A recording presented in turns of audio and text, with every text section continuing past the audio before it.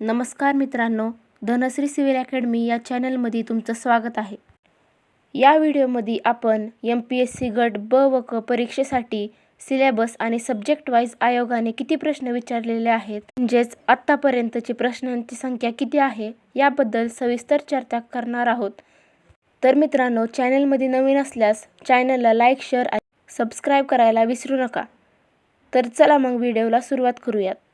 मित्रांनो, आतापर्यंत ज्या काही परीक्षा झाल्या आहेत, काही विद्यार्थ्यांना मार्क मिळाले नाहीत, तर काही विद्यार्थी बिगिनर आहेत. सर्वांना वाटतं की आता परीक्षेची ॲड येणार आहे, त्या परीक्षेमध्ये आमचं कुठंतरी अस्तित्व असलं पाहिजे. तर मित्रांनो, आयोगातर्फे एक मार्ग म्हणजेच एक रस्ता आपल्याला दाखवला जातो आणि तो मार्ग म्हणजे सिलेबस. तर सर्वात प्रथम सिलेबस आपल्याला बघायचा आहे. तर सिलेबसमध्ये काय आहे, तर 1/4 निगेटिव्ह मार्किंग आहे. इथे तुम्हाला मराठी व्याकरण आणि इंग्रजी व्याकरण करायचं आहे का, तर नाही. इथे तुम्हाला फक्त GS वर फोकस करायचा आहे आणि 100 प्रश्न एका तासात सॉल्व्ह करायचे आहेत. तर मित्रांनो, 100 प्रश्नासाठी आपल्याकडं 60 मिनिटं आहेत. म्हणजेच एका प्रश्नासाठी आपल्याकडं फक्त 30 ते 36 सेकंद आहेत. 30 ते 36 सेकंदामध्ये तुम्हाला वाचायचं पण आहे, रीडिंग पण करायचं आहे, प्रश्नाचं ॲनालिसिस पण करायचं आहे आणि आन्सर शीटमध्ये मेन्शन देखील करायचं आहे. तर त्यामध्ये काय आहे, इतिहास. तर आधुनिक भारताचा, विशेषतः महाराष्ट्राचा इतिहास. तर मित्रांनो, इतिहास हा विषय विद्यार्थ्यांना खूप कठीण जातो. तर काय आहे त्याचं कारण, तर आपल्याला इसवी सन लक्षात राहत नाहीत. पण काय करतो, फक्त रीडिंग करतो, फक्त वाचत जातो आणि नंतर बोर होतो. आपण असं म्हणतो की मी सायन्स, कॉमर्स किंवा आर्ट फॅकल्टीचा आहे, मला इतिहास हा विषय हार्ड जातोय. मित्रांनो, लक्षात ठेवा की इतिहास देखील तुम्हाला 10 पैकी 10 मार्क मिळवून देऊ शकतो. मित्रांनो, सिलेबस, PYQ आणि परफेक्ट रेफरन्सेस घेतली तर इतिहास देखील आपल्याला सोपा जाऊ शकतो. त्यानंतर आहे भूगोल. भूगोल हा विषय कसा आहे, तर महाराष्ट्राचा भौगोलिक विषय. महाराष्ट्राचा भौगोलिक विशेषतः विशेष अभ्यासक्रमासह. त्यामध्ये काय आहे, पृथ्वी, जगातील विभाग, हवामान, तसेच अक्षांश आणि रेखांश, महाराष्ट्रातील जमिनीचे प्रकार, पर्जन्यमान, मुख्य पिके, शहरे, नद्या, लोकसंस्थे, उद्योगधंदे या सर्व गोष्टी आयोगाने सिलेबसमध्ये मेन्शन केलेल्या आहेत. भूगोलाबद्दल सांगायचं झालं तर आत्तापर्यंत आयोगाने 2018 ते 2022 पर्यंत 15 प्रश्न विचारलेले होते. त्यात महाराष्ट्रावर प्रश्नांची संख्या जास्त होती.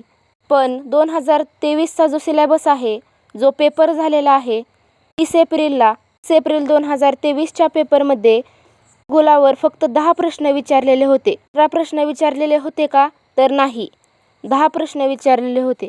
जेच आयोगाने काय केले आहे, तर प्रश्नांची संख्या कमी केलेली आहे. परंतु आपल्याला एक गोष्ट लक्षात घ्यायची आहे, त्यामध्ये आयोगाने काय ॲड केलेले आहे, तर भारताचे प्रश्न जास्त ॲड केलेले आहेत, महाराष्ट्राचे कमी केलेले आहेत. तर मित्रांनो, आपल्याला भारत आणि महाराष्ट्र या दोन्ही कंपाईल करता आलं पाहिजे आहे. यावरून आपल्याला काय लक्षात आलंय की आयोग 10 प्रश्न विचारत आहे भूगोल या विषयावर. आता पुढे जाऊयात. पुढचा विषय म्हणजे अर्थशास्त्र. अर्थशास्त्र म्हणजे काय, तर इकॉनॉमी काय आहे, तर भारताची अर्थव्यवस्था. तर आयोग महाराष्ट्राची अर्थव्यवस्था विचारतंय का, तर अजिबात नाही. आपल्याला इथं महाराष्ट्राचं काही करायचं नाही, आपल्याला फक्त भारतावर फोकस करायचं आहे. तर इकॉनॉमीसाठी कोणते टॉपिक आयोगाने मेन्शन केलेले आहेत, तर राष्ट्रीय उत्पन्न, शेती, उद्योगधंदे, परकीय व्यापार, बँकिंग, लोकसंख्या, दारिद्र्य आणि बेरोजगारी, मुद्रा, राजकोषीय निधी, त्याचबरोबर महत्त्वाचा घटक म्हणजे अर्थसंकल्प, तेच बजेट आणि लेखापरीक्षण. सर्व टॉपिक आयोगाने अभ्यासक्रमात मेन्शन केलेले आहेत. मित्रांनो, आपल्याला एक गोष्ट लक्षात घ्यायची आहे, आयोग सिलेबस बाहेर जातो का, तर अजिबात नाही. आयोग सिलेबस बाहेरचे प्रश्न अजिबात विचारत नाहीत. तेच जेवढे टॉपिक सिलेबसमध्ये आहेत तेच आपल्याला परफेक्ट करायचे आहेत. आता इकॉनॉमीमध्ये बघायचं झालं तर 2017 पासून ते 2022 पर्यंत आयोग काय करायचं, तर इकॉनॉमीवर 15 प्रश्न विचारायचं. त्याच्यामध्ये काही कमी केलेलं नाही, हे लक्षात घ्या मित्रांनो. इकॉनॉमीमध्ये काही बदल केलेले नाही. यावर्षीसुद्धा आयोगाने इकॉनॉमीवर 15 प्रश्न विचारलेले होते. इकॉनॉमीसुद्धा महत्त्वाचा विषय आहे, हे आपल्याला लक्षात घ्यायचं आहे. आता त्यानंतरचा घटक म्हणजे काय, चालू घडामोडी. म्हणजेच काय तर करंट अफेअर्स. करंट अफेअर्सवर कसे प्रश्न येतात, जागतिक तसेच महाराष्ट्रासह भारतातील सर्व गोष्टींचा समावेश आयोगाने सिलेबसमध्ये केलेला आहे. आता इथं पुरस्कार ॲड केलेला का आयोगाने, तर नाही. क्रीडा ॲड केलं आहे का, तर नाही. या सगळ्या गोष्टी कधी लक्षात येतात मित्रांनो, जर आपण PYQ आणि सिलेबसचं व्यवस्थित ॲनालिसिस केलं, PYQ व्यवस्थित हाताळले, तर या बारीक सारीक गोष्टी आपल्याला लक्षात येणार आहेत. मित्रांनो, यावरून आपल्याला काय लक्षात येतं की PYQ आणि सिलेबस खूप महत्त्वाचा आहे. चालू घडामोडी या विषयाला खूप कमी मार्क मिळतात मित्रांनो विद्यार्थ्यांना. याचं कारण काय आहे?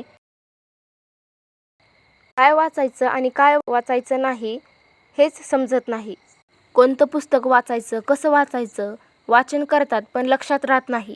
मग या सगळ्या गोष्टींमध्ये जम्बलिंग होते. त्यामुळे तुम्हाला काय करायचं आहे की इकॉनॉमी वाचत असताना चालू घडामोडी आणि इकॉनॉमी 2 सब्जेक्ट सोबत वाचायचे आहेत. म्हणजेच इकॉनॉमी रीड करत असताना त्याला चालू घडामोडीशी रिलेटेड करायचं आहे. आता मित्रांनो, आयोगाने काय केलेलं आहे, तर चालू घडामोडीला जे जे टॉपिक्स येतात तेच टॉपिक तुम्हाला GSला डीपली विचारलेले आहेत. म्हणजेच काय, तर तुम्हाला सोप्या भाषेत जर सांगायचं गेलं तर चालू घडामोडीला आता रिसेंटली गोष्टी घडत आहेत, ज्या गोष्टी घडत असतात त्यावर आयोग प्रश्न विचारत आहे. आपल्याला लक्षात घ्यायचं आहे. आयोगाने केशवानंद भारतीय खटला यावर प्रश्न विचारलेला आहे. म्हणजेच तुम्हाला कळेल की current affairs related to GS अशा पद्धतीने आयोग तुम्हाला प्रश्न विचारत आहे. त्यानंतरचा विषय म्हणजे राज्यशास्त्र. आता राज्यशास्त्रमध्ये आयोगाने काही मेन्शन केलेलं नाही, फक्त राज्यशास्त्र म्हटलेलं आहे. मग वाचायचं कुठून? त्यासाठी आपल्याला PYQ आणि रेफरन्स बुक या पद्धतीने हाताळायचे आहेत. नंतरचा विषय येतो तो म्हणजे सामान्य विज्ञान. सामान्य विज्ञानामध्ये काय विचारलेलं आहे, तर फिजिक्स म्हणजे भौतिकशास्त्र, केमिस्ट्री म्हणजे रसायनशास्त्र, बायोलॉजी, बॉटनी आणि आरोग्यशास्त्र हे टॉपिक्स रिलेटेड क्वेश्चन आहेत. आयोगाने प्रश्न जास्तीत जास्त कोणत्या टॉपिकवर विचारलेले आहेत, तर बॉटनीवर, झूलॉजीवर आणि हायजीन म्हणजेच आरोग्यशास्त्रावर. या 3 टॉपिक्सवर जास्त प्रश्न विचारलेले आहेत. तर मित्रांनो, तुम्हाला या 3 टॉपिक्सवर जास्त लक्ष केंद्रित करायचं आहे. फिजिक्स आणि केमिस्ट्रीवर कमी प्रश्न असतात हे तुम्हाला लक्षात ठेवायचं आहे. नंतरचा विषय म्हणजे अंकगणित आणि बुद्धिमत्ता. अंकगणित म्हटलं की बेरीज आली, वजाबाकी, गुणाकार, भागाकार, त्यानंतर दशांश, अपूर्णांक, टक्केवारी आहे. हे सगळे मेन्शन आयोगाने सिलेबसमध्ये केलेले आहे. त्याच्यानंतर बुद्धिमत्ता चाचणी. तर आता आयोगाने काय केलं आहे, बुद्धिमत्ता आणि अंकगणित यावर 20 प्रश्न विचारलेले आहेत. जे हे लक्षात घ्या मित्रांनो की तुम्हाला सर्व विषय परफेक्ट असले पाहिजे. एकही विषय अनपरफेक्ट करायचा नाही. ही विषय अनपरफेक्ट राहायला नको. प्रत्येक विषयाचं डीपली नॉलेज तुम्हाला असायला हवं. त्यासाठी तुम्हाला काय करायचं आहे, तर सिलेबस तुमच्या डोळ्यासमोर ठेवायचा आहे आणि सगळ्यात महत्त्वाचं म्हणजे सिलेबस पाठ असला पाहिजे. म्हणजे मित्रांनो, तुम्हाला जर यशाचं शिखर गाठायचं असेल तर पहिली पायरी म्हणजे सिलेबस आणि दुसरी पायरी म्हणजे PYQ ही लक्षात असलं पाहिजे. मित्रांनो, जीवनात अनेक अडचणी येतात, पण त्याला सामोरे जात राहा. प्रत्येक अडचण एक नवा अनुभव देते, जो तुम्हाला पुढे नेईल. विश्वास ठेवा, मेहनत करा आणि कधीच हार मानू नका. तुमच्या कठोर परिश्रमांचा आणि धैर्याचं फळ तुम्हाला नक्कीच मिळेल. लक्षात ठेवा मित्रांनो, जेव्हा तुम्ही एक पाऊल मागे घेता तेव्हा दोन्ही पाय पुढे टाकायला सज्ज होत असता.